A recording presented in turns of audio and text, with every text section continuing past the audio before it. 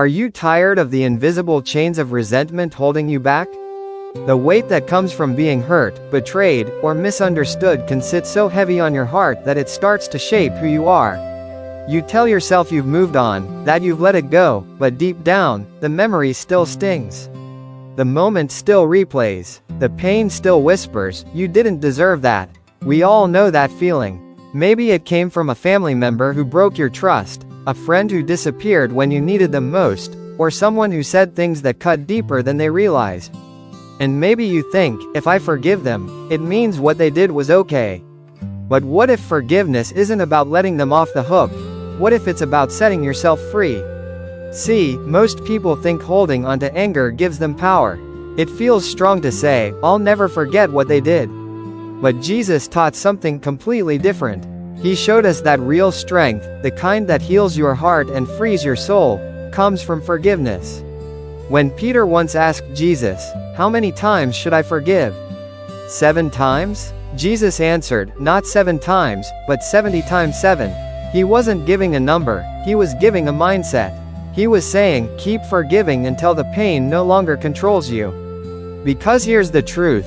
Unforgiveness is like drinking poison and waiting for the other person to get sick. It doesn't destroy them, it destroys you. It steals your peace, your joy, your sleep, and your sense of purpose. It keeps your mind stuck in yesterday while God is trying to bless your today.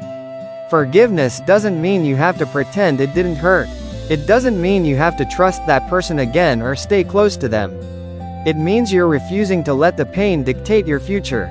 You're saying, this ends with me. Jesus modeled this perfectly. When he was betrayed, beaten, and crucified, he still said, Father, forgive them, for they know not what they do. Can you imagine that kind of love? That kind of peace? It's not weakness, it's freedom. Because forgiveness doesn't make you a doormat, it makes you untouchable. It takes the power out of the enemy's hands and puts it back into yours.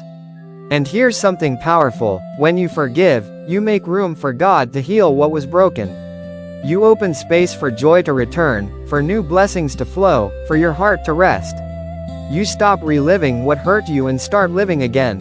So maybe today isn't about what someone did to you. Maybe it's about what God wants to do in you. Maybe he's been waiting for you to loosen your grip on the pain so he can fill your hands with peace. Maybe he's ready to give you back your laughter, your confidence, your freedom, but first, you have to let go. Forgiveness isn't about forgetting, it's about remembering without the pain. It's about choosing peace over pride. It's about understanding that no matter what they did, God's love for you is still greater. So, if you're tired of carrying the same old hurt, try something different. Pray and say, Lord, I'm still angry. I still feel broken, but I choose to forgive. Not for them, for me. For my peace. For my healing. And every time the memory comes back, keep forgiving. Keep releasing. Keep breathing. Because every act of forgiveness is a step toward freedom.